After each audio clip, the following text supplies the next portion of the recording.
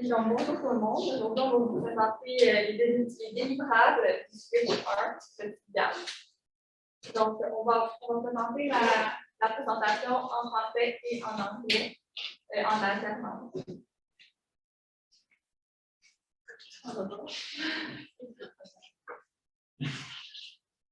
Ah, ok, donc nous, on est l'équipe 2.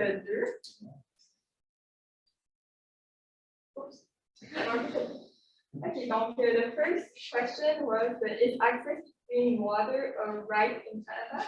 So we separated the answer into two parts.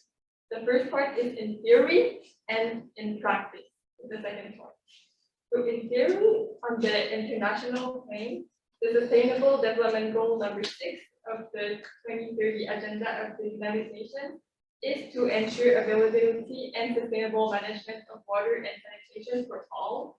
So yes, the answer to the question is yes on the international plane. In the Canada plane, the Constitution Act of 1982 should provide for all essential public services of reasonable quality for all Canadians, and this also implies water. So the answer to the question is yes, based on Canada. And in Quebec, there's also a law that states that yes, access to clean water is a right in Quebec.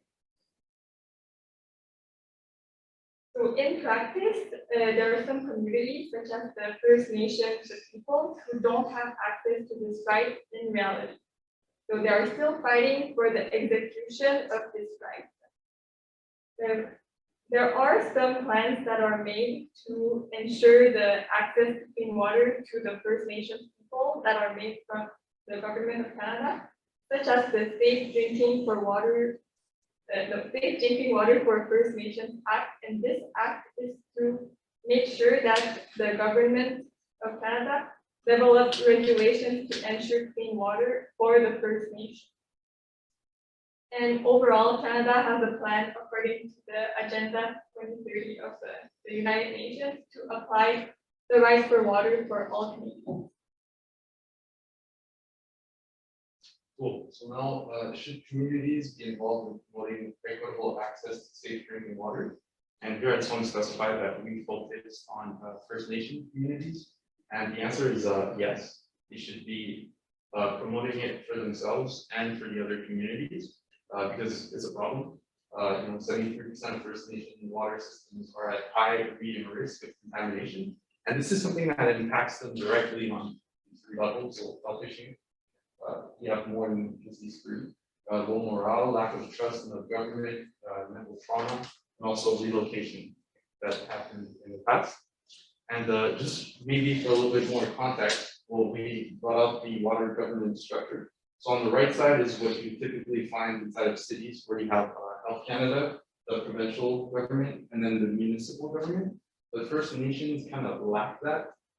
So it goes directly from the federal to kind of their communities, right? And you could argue that the lack of the provincial and municipal is what lacks this. It creates a lack of collaboration, and also the fact that some communities are pretty far from each other. And this is something that we are going to address in our solution. Okay, so now we're going to answer the question 3 of the switch deliverable. So we are the company called Thirsty for Justice, and we want to ensure clean and safe water for everyone. Our mission statement is that we're here to provide peace of mind when it comes to the access to clean, drinkable water to isolated communities in Canada. And our core values are resilience, sustainability, equity, and community involvement. So what are the problems and the needs of the isolated communities in Canada? So the need is that isolated communities need more reliable access to clean, drinkable water. And there are some specific problems to this big need. First of all, there's unreliable water infrastructure. There's a lack of experts and trained people in the community. There's a lack of involvement and organization in the community. There's a lack of predictability in water distribution. There could be a mismanagement of financial funding, a loss of trust of the local water management, and there is also waterborne diseases that are related to the quality of the water.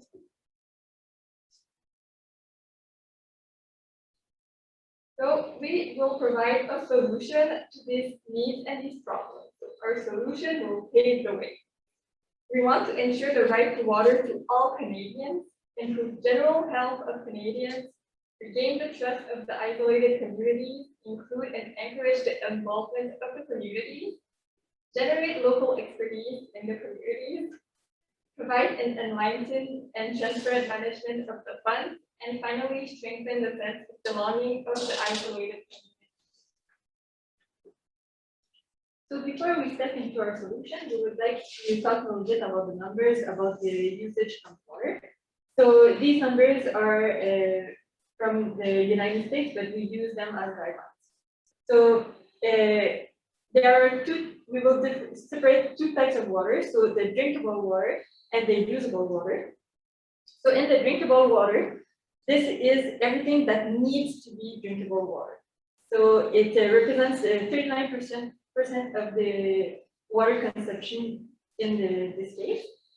It divides into two categories. So showering, which represents 20% of the water, and the faucet, which represents 19%. This includes for eating, drinking, washing hands, and everything like that. And the other category represents 61%. It's the usable water. So that's the water that doesn't need to be treated to the level that is drinkable. So we can just use the water that is basically treated. So this, for now, it includes 12% of water leakage through the broken pipes, 24% of the toilet flush, 70% for washing machine, and 8% for others. So here's our solution. The problem with the numbers that I just showed is that for now, everything is used with, every water that is used is the drinkable water. But as shown before, it's not necessary to have drinkable water for everything. So we are flushing down some drinkable water, which doesn't make sense because we treat too much. So the solution goes as follows. So I'll start by addressing the path of water. So first, the water comes from a water source. We are fortunate in Canada, there are a lot of resources in the water. So for the isolated country and communities, they often have some water playing close to them. So we take this water to the water treatment facility. In this facility, the water is just treated to the usable state. So we cannot drink this water, but it's treated so that it doesn't So after this, the water has two possible paths. One, it can go directly to the uses, so the washing machine, toilet, and everything that doesn't need drinkable water. And the other part is it goes in a POE, which stands for point of entry treatment. So this is the part where the treatment is done so that the water is drinkable. This water goes only to the faucets and the showers. So this is for the path of the water. Our solution separates in three main parts. So we have part A, which is the water treatment facility, part B, which is the rainwater harvesting system and the POE, and C, which is the training of our maintenance people. For the culture, we just wanted to make sure that we mentioned that in case of fire, the water can still be used through the water facility, so it can be, in case of emergency, used, so it's usable water. And we have the resources for that.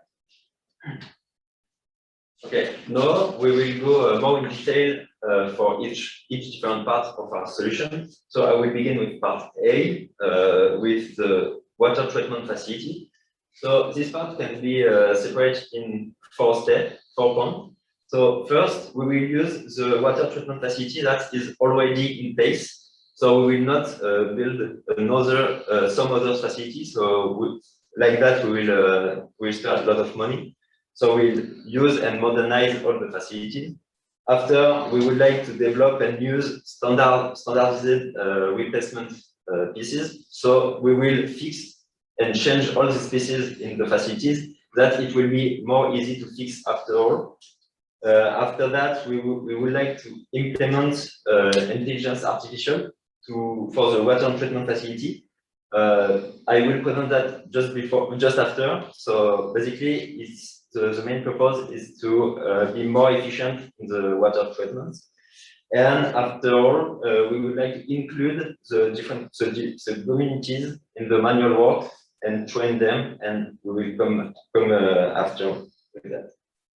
So for the artificial intelligence modeling, we define some input and output. So in our input, we have the weather, the land usage. So if it's agricultural, etc. We have the water usage. So if people use more or less the water, and we have the hydrodynamic.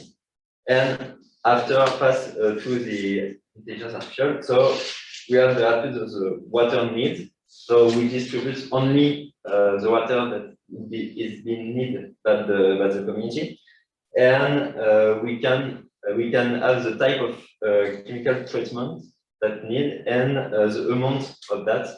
So we can adjust the treatment by the need of the water.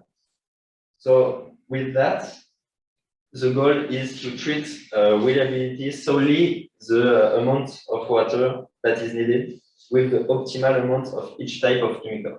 So it's more relevant in this case. And the prediction will help adapt the weather treatment in quality and quantity to cope with peaks in contamination. So it's basically just to be more efficient how we treat and distribute the water. So part B, for part B, which is the rainwater harvesting system and the point of entry treatment, we want to buy and install these rainwater harvesting system and point of entry filters to every residential home in the community. The rainwater harvesting system will be equipped with a detector which detects the water level that is in the tank. So you have a little example here on the right. So the water system will collect the precipitation, either if it's from snow or rain. And we also have a thermometer which detects if it's supposed to be water or rain. If it's in the snow form, then it will trigger a heating of the precipitation so that it can melt and then we can use the water. The other detection is the switch for the level of water that is in the tank. So if there's enough water in the tank to have pressure in the pipes, then the principal source of water is from the. Sorry, we chose to use point of entry filters for the facilitation in the reparation because it's placed outside the house, so the maintenance people can access it from outside of the house, and for cost because the point of usage treatment would break more often. So the last part is to training and knowledge transfer. So as I said before, we would like to train people and let them do everything. So we separate tasks again in 4 points. So first, we would like to work alongside community heads.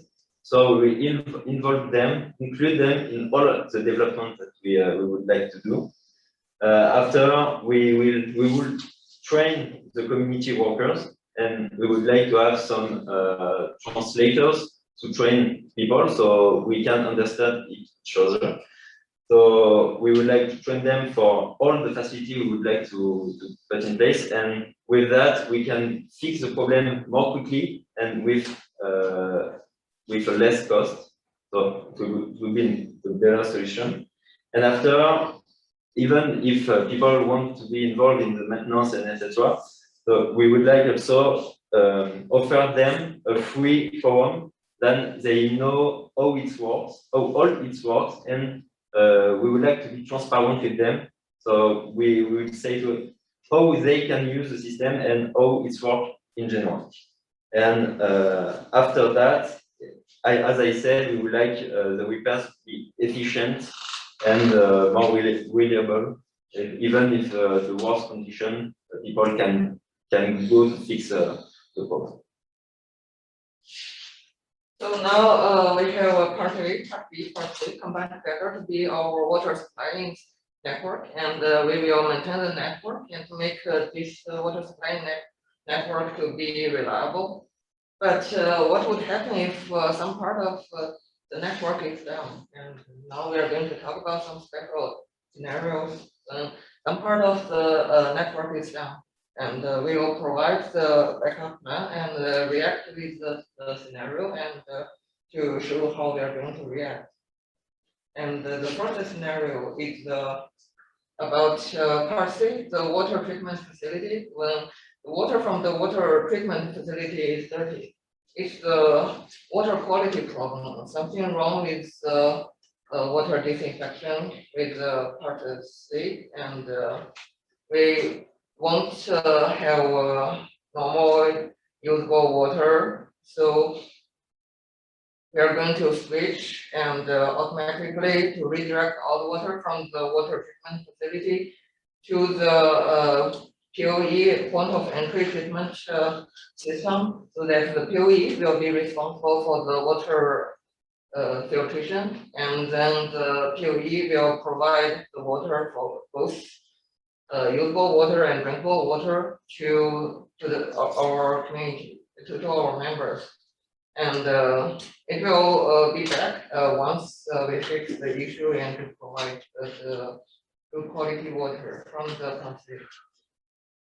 And scenario 2 is about part B. Before the water going to the house from the POE system. That means the POE system, some part of the device is broken, and this is going to be an emergency issue because the POE is responsible for providing the drinkable water, and it's going to be dangerous if a long time we do not have drinkable water to use. So we suggest that we can borrow or get some drinkable water from our neighbors, and our employee, trained worker from the community will fix the issue as soon as possible, so that they want either to repair the POE system or replace, and we will try to make everything back on as soon as possible. And case scenario 3 is about water shortage. What if something wrong with the source, water source from the part C, and we do not have access to the usable water, not at all, and that's how we are going to use part B, the rainwater harvesting system, and from water from the rainwater, and then it will go through the POE system for the water filtration to supply both drinkable water and usable water. Wait until everything is fixed. And so we aim to provide green solutions to our water supplying system, and we will try to make everything go green from 5 aspects to reduce the pollution, chemical pollution, and reduce water consumption and water leakage.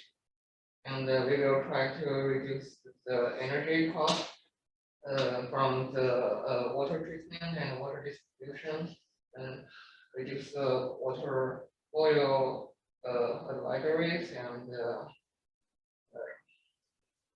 see if we can make no more plastic bottles. Okay.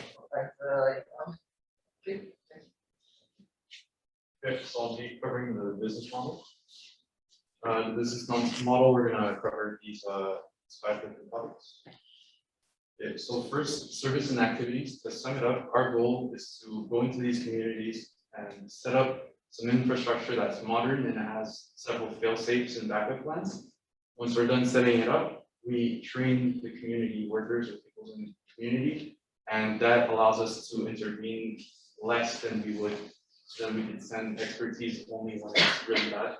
So yeah, now we separate it into 2 categories. So reparations of existing water treatment processes. So this is at the beginning. So upgrading the raw water treatment plants, installing the POE treatment systems and the rainwater tanks, and of course, are setting up or deploying our AI model.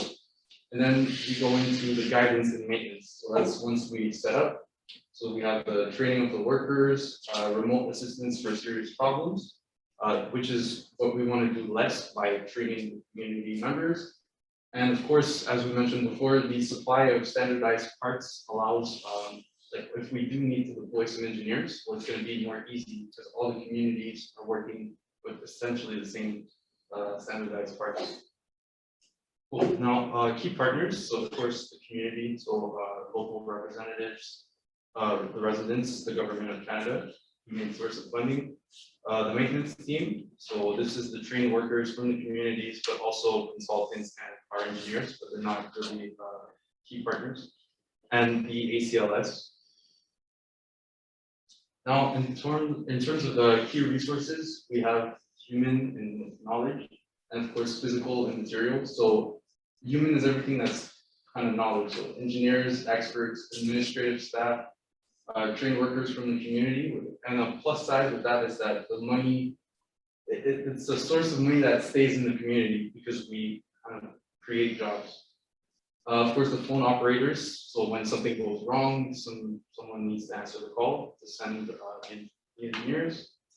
For physical and material, so initial infrastructure that we set up. So that's again the POEs, the modernization of the raw treatment, tools, AI servers, chemical products required by the raw water treatment plants, and efficient transportation for any engineer that gets Cool. Customer relationships. So what we want to do, we made this kind of model business plan for communities that have around 10,000 residents, which we typically around 1,000, which is typically what we saw for First Nation, because we kind of have a lot of stuff to deploy. So it's maybe a little bit less realistic if we increase that number. So the relationship we want is we want to send experts to hire and train community members. We mentioned that a lot of times. We'll discuss about the solution with the local councils and get their feedback. During the development phase, we want to train the people and provide supports. Now, what we think that they seek is transparency, definitely. To be able to reach people when there is an issue, feel like something's going to happen. And yeah, fast and adequate response. And yeah, now we have these different channels. Okay, now for the costs, really it's the fixed costs that we mentioned at first. So when we set up everything, that's like the really expensive part. And then we go into recurrent. So the salaries of our engineers, the salary of the people that are going to work on the plants locally, and then all the resources, right? So the water, the cleansing chemicals, the maintenance, training of the communities, and of course, the main source of revenue is federal funding and special grants. Oui, moi maintenant, je vais vous parler de processus créatif chez la France française. Alors, on a utilisé la méthode des étapes de Sawyer. Alors, comme on l'a dit, en cours de créativité, les Sawyer steps, il y en a 8. Les étapes, c'est ask, learn, look, play, think, choose, make et choose. Ces étapes-là peuvent être faites de façon chronologique. Et comme on le voit, le zigzag process, un peu plus qu'on fait, on peut se dépasser d'une étape à l'autre revenir si nécessaire. Alors là, pour notre présentation, je vais juste en résumé de chaque chose qu'on a fait principalement dans chaque étape. Mais nous, principalement, on essaie de le faire de façon chronologique, mais on est revenu de temps en temps dans les différents étapes. Donc, tout d'abord, pour les 4 axes, on va commencer par définir la problématique, bien cerner, en fait, c'est quoi le problème. On a essayé de couvrir tous les angles possibles. On a défini les concepts de manière à être sûr que toute l'équipe comprenne la même chose. On a une bonne compréhension des concepts. Puis après ça, on s'est posé beaucoup de questions. On a déconstruit les questions, avoir des questions spécifiques pour pouvoir explorer le plus possible de possibilités. Ensuite, on a passé à l'étape learn. Pour ça, ça s'est fait, on a commencé samedi dernier avec les conférences des experts, on a posé des questions, notre notes, et aussi on a continué la partie apprentissage tout au long de la semaine. On s'est divisé des petites tâches pour faire des recherches individuelles au cours de la semaine. On a eu des articles scientifiques, des articles de journaux sur différents sujets. Et puis, on a aussi fait un peu de recherche sur les différents systèmes qui existent actuellement pour traiter et distribuer. La troisième étape, qui est là, en fait, pour ça, on est allé regarder c'est quoi la constitution du territoire géographiquement, les conditions climatiques. Ils sont allés voir c'est quoi les systèmes qui existent de Rainwater Harvesting System et de POI pour voir quel service on a marché. Puis la quatrième étape, qui est clé. Alors pour ça, on a essayé d'explorer plusieurs années. On essaie de trouver des idées de funding sources, de financement différents. On a proposé par exemple des idées on n'a pas choisi, mais une de nos idées par exemple, c'était d'implanter une compagnie, une usine qui va produire des biens. À ce moment-là, on aurait de l'argent pour la communauté, par exemple, une des idées qu'on avait. On va aussi essayer de trouver des sources, des solutions de filtration et de water source en tant que tel qui n'existent pas. On a utilisé le tableau pour dessiner différentes solutions. Donc, ça nous a aidé de bien visualiser, dessiner différentes solutions possibles, obtenir une solution. Et finalement, on a fait comme un système expliqué. On a proposé différents scénarios de défis possibles dans la solution pour voir à ce moment-là qu'est-ce qui se passerait si ça arrive. Donc, on essaie de jouer avec une solution dans le temps, savoir ce qui se passe. La cinquième étape, qui est think, c'est vraiment l'étape de brainstorming. Donc, on a fait un brainstorming sur différents sujets, comme le financement, la source d'eau, les techniques de traitement de l'eau, les solutions pour trouver l'énergie, water conservation method, et aussi on a lancé des idées pour intégrer l'intelligence artificielle. À ce moment-là, pendant le brainstorming, on essaie de ne pas juger les idées du tout, de juste lancer des idées. C'est ça. Donc, c'est vraiment juste une étape de. On lance nos idées, et on les note. La sixième étape, qui est fuse, c'est là qu'on essaie de mixer nos idées, de les joindre ensemble pour trouver des solutions originales. Donc, par rapport au financement, à la discussion, au traitement et tout. Et on a mergé, on a combiné les solutions ensemble pour avoir une solution plus facile, comme le public facility treatment et le PO. En fait, on les a combinés ensemble pour une unité. Et finalement, dernière étape, la septième étape qui est choose, c'est à ce moment-là qu'on a vraiment choisi notre solution. Donc, on est allé voir c'est quoi qui, parmi nos solutions proposées, qu'est-ce qui était faisable, qu'est-ce qui répondait à nos critères selon les valeurs de la compagnie, qu'est-ce qui était demandé.